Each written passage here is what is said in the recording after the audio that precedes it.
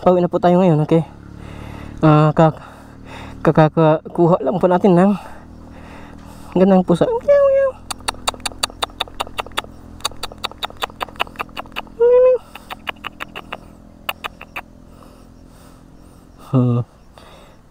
Parang stray cat ata to. Yeah. Hindi pala sumama, Ming. So yun, galing po natin dun sa taas, kumuha ng ayun, yung bullet time po para sa ating video, gamit ang ating Insta360 1X2. So yun, ayun, ay pauwi na tayo kasi nga lobat na rin ang ating GoPro. Gusto nyo sumama. Diyan ka na lang, Ming. Ginamit lang natin itong Insta360 kung hindi tayo nagsisync sa kanya sa FB Reel, yung pahaba. Okay, pahaba siya. So yun, finally si Miming, magpaalam muna tayo kay Miming. Parang nakahanap siya ng magandang spot niya dun. Dito na.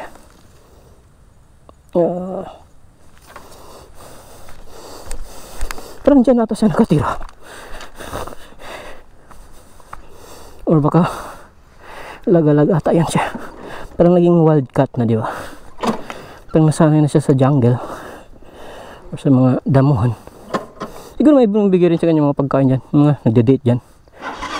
May dalang mga Jollibee. So anyway, tayo na. Palis na pa tayo sa grassland. Welcome to my party, we're just getting started. A life is a dream or a nightmare scarring. Hand me a drink cause I think I'm going all in.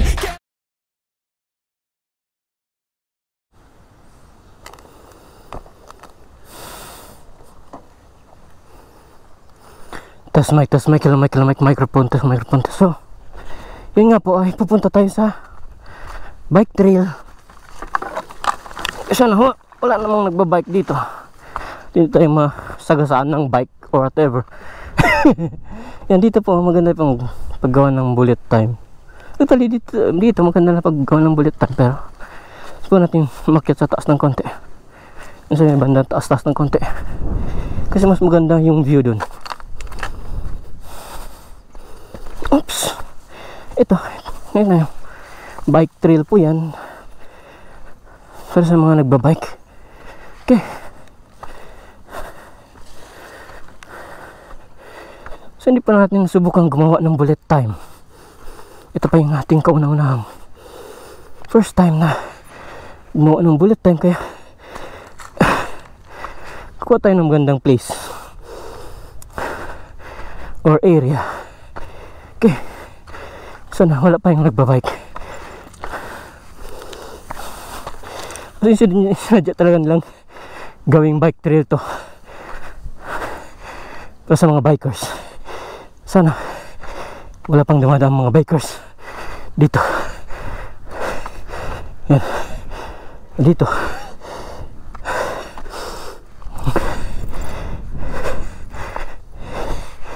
Dito lang tayo sa gilid-gilid. Pag may dadaang bikers na dito.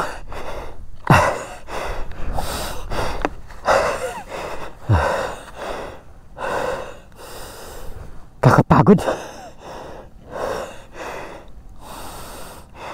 So dito po tayo gagawa ng bullet time. Pwede rin sana dun sa taas, kaya lang medyo matarik na dun. So isi-set up natin ang ating Insta360. Hiningal ako dun.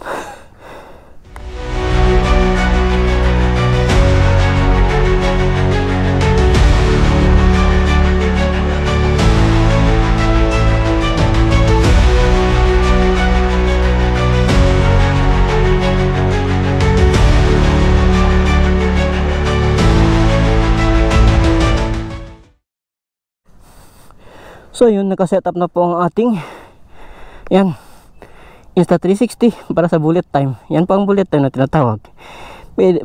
Basically, tatalian mo yung camera, tapos anong tawag dito? Anong tawag sa Tagalog? Yung iikot-ikot mo sa sarili mo para kukuha ng napakagandang view. Okay, magandang view po siya. Kaya dito, kaya kailangan natin dito kasi napakaganda nga yung view dito. Yan, nakita nyo, maganda yung ating surrounding. Kaya ito, sinet up po na po ang ating Insta360 X 1X2. Yan, yes, I know, luma na po ang ating Insta360 kasi may X5 na po ngayon. Ang 360 cam natin ay X2 pa rin. So kaya Insta360 baka naman, okay, baka naman po pwedeng padalhan ng X5 para may magamit tayo. May plano rin akong bibili ng sana ng X5 kung may makaipon na tayo. Pero for a while, ito muna gagamitin natin ang ating X2. So umpisa na natin. Sana hindi ito malalaglag or sana durable naman to. So ayun po sa bullet time, isa-set up natin to sa bullet time. Yan, video, tapos punta tayo sa bullet time. Okay, yan. So nakaset yung ating camera para sa bullet time ba. So press lang natin yung record dito. Yan. Tapos kailangan natin pasok yung ating kamay dito para hindi mahulog yung ating camera, diba? Tapos po ay ikot-ikot na natin ang ating camera dito. Bida, iayos muna natin ang ating t-shirt.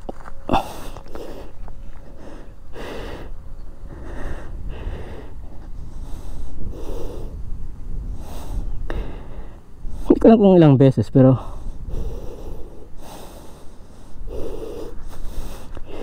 sana yun na yun.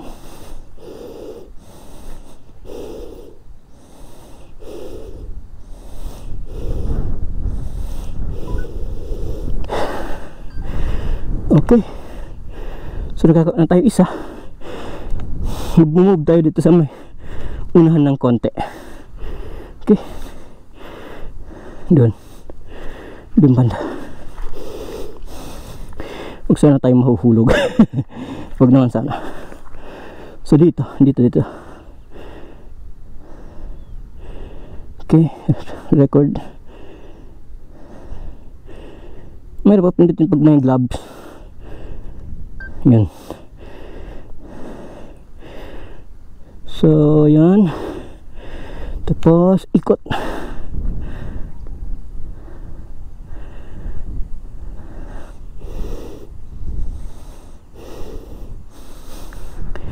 Yan. Dalawa. Nagawa pa tayo ng isa.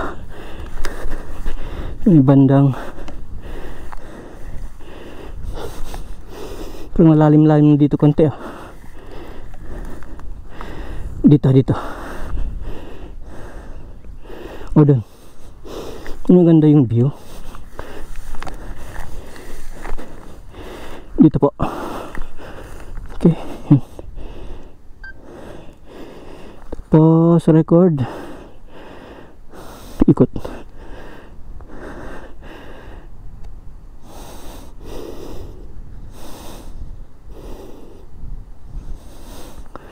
Yan. Record. Ayun. So yun, nakagawa na po tayo ng medyo marami na ring bullet time. Pero sana ay may post natin sa FB Reel or sa YouTube Shorts. Okay, so maganda po yun kasi makikita po yung 360 views ng ating lugar ngayon or kung saan yung pinuntahan natin. Dati po, yung hindi pa na nagawa yung ano doon, yung entrance doon sa may ano yung tawag doon, grassland. Ito, pwede kang pumunta dito. Pero ngayon yung kapunta lang dyan ay yung mga bike kasi ginawa nilang bike trail yan. Pero pwede ka rin pumunta dyan kung walang sikyo or mag-shortcut ka dito papunta dyan, pwede naman. So anyway, tulad ng sabi ko, ay babalik na po tayo sa ating motor para sa ganun ay ma-edit na natin to.